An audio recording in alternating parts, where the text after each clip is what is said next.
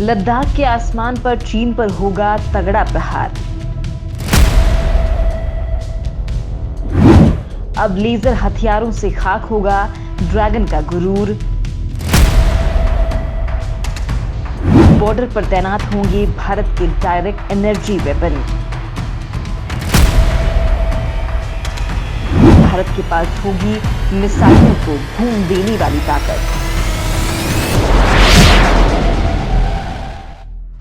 दोस्तों, इन दिनों भारत और चीन के बीच तनातनी चल रही है। बीच में पाकिस्तान ने कश्मीर में हरकतें करना शुरू कर दिया है। लिहाजा दोस्तों, भारत ने एक के बाद एक ऐसी तैयारियां करना शुरू कर दिया है जो चीन ही नहीं बल्कि भारत के हर दुश्मन को और उसकी मिसाइलों को हवा में खाक कर दे। भारतीय सेना को ऐसे घातक और आधुनिक हथियारों से लैस करने के लिए डीआरडीओ ने कदम आगे बढ़ा दिए हैं। कुछ वक्त पहले अमेरिका और रूस ने लेजर हथियारों की टेस्टिंग की थी, तो चीन के पास भी एनर्जी वेपन होने की बात की जा रही है। ऐसे में भारत के लिए जंगी मैदान में लेजर तकनीक से चलने वाले हथियारों का जखीरा होना बहुत ज़रूरी है और मोदी सरकार ने इस दिशा में तगड़े कदम आगे बढ़ा दिए हैं।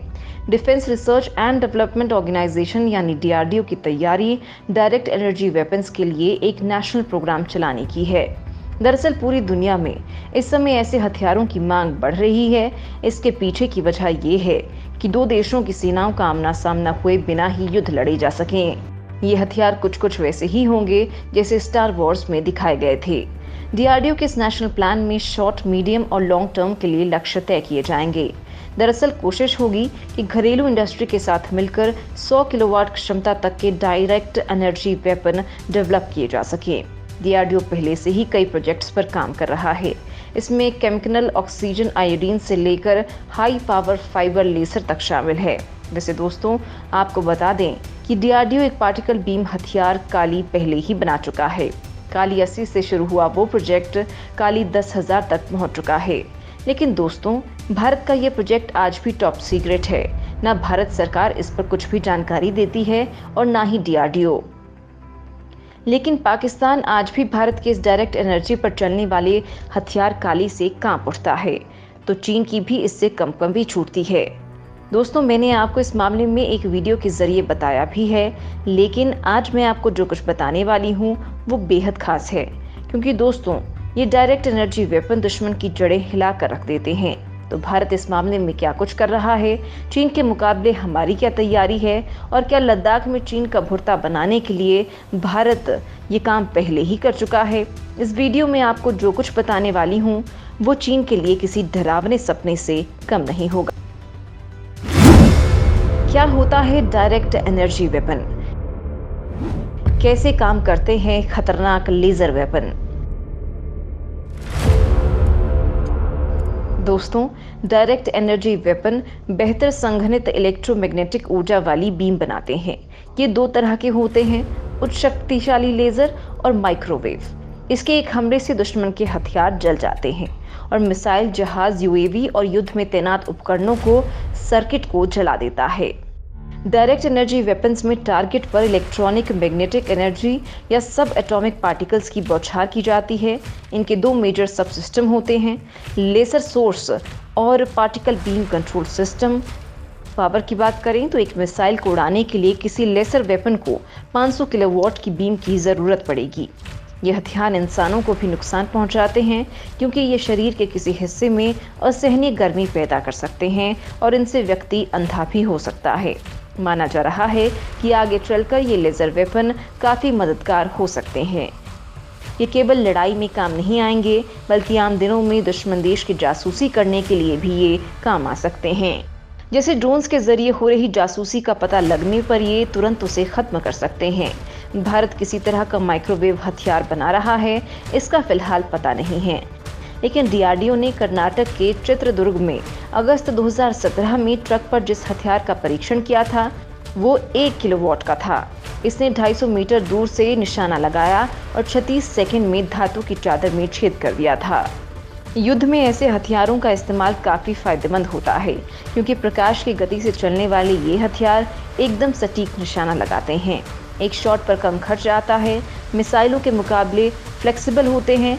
रैपिड रीटारगेटिंग के साथ कई टारगेट्स को एक साथ निशाना बनाया जा सकता है और अगर पावर सप्लाई पर्याप्त हो तो इनका जब तक चाहें इस्तेमाल जारी रख सकते हैं।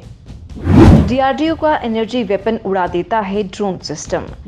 पलक झपकते ही खाक हो जाते हैं दुश्मन यूएवी। डीआरडीओ ने अब तक डायरेक्ट एनर्जी वेपन बनाने में काफी हद तक सफलता पाली है। इसका सबसे बड़ा उदाहरण है एंटी ड्रोन सिस्टम, जिनका बड़े पैमाने पर उत्पादन शुरू होना है। इनमें से एक ट्रेलर माउंटेड वेपन है जो 10 किलोवाट के लेजर से हवा में 1 किलोमीटर की रेंज में टारगेट को उड़ा सकता है। दूसरा कॉम्पैक्ट ट्राइपॉड माउंटेड है जो 1 किलोमीटर रेंज के लिए 2 किलोवाट लेजर यूज करता है। ये सिस्टम सेनाओं, इंटेलिजेंस एजेंसियों और पुलिस फोर्सेस के सामने रखे जा चुके हैं। इनकी मदद से माइक्रो ड्रोन्स को जैम करने के अलावा उनके इलेक्ट्रॉनिक्स को भी डैमेज किया जा सकता है। इसे 15 अगस्त को लाल किले में पीएम मोदी की सुरक्षा में इसे लगाया भी गया था। फिलहाल बीएसएफ ने इस तरह के ड्रोन खरीदने का ऑर्डर दिया है जो जल्द ही उसे मिल भी जाएंगे। ये सिस्टम लेजर हथियारों के वाट क्षमता के आधार पर 3 किलोमीटर तक के माइक्रो ड्रोन का पता लगा सकती है और 1 से 2.5 किलोमीटर तक के लेजर लक्ष्य को पा सकती है। भारत लगातार बना रहा है एनर्जी वेपन। भारत की तकनीक ने उड़ाए चीन के होश।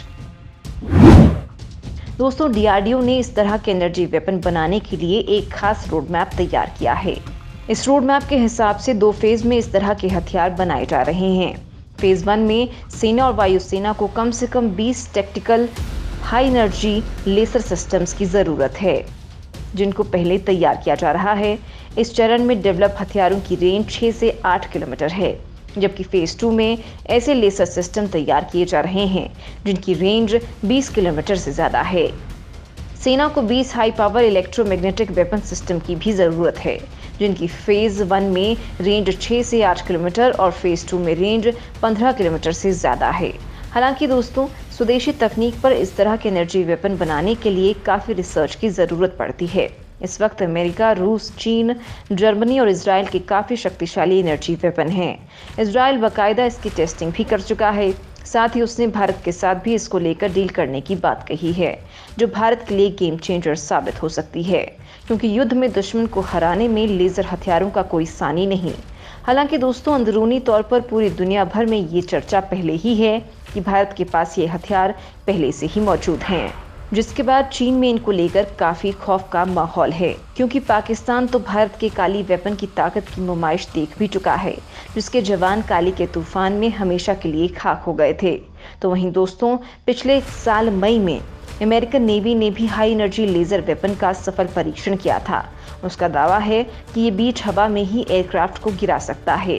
अमेरिकन नेवी ने अपने परीक्षण के सबूत के तौर पर लेजर वेपन की कई तस्वीरें भी दी थी। अमेरिका ने कई साल पहले भी एक जंगी जहाज से 33 किलोवाट लेजर के जरिए ड्रोन्स को टारगेट किया था। मई 2020 में अमेरिकी नौसेना ने एक ड्रोन एयरक्राफ्ट को हवा में ही अपंग कर दिया था।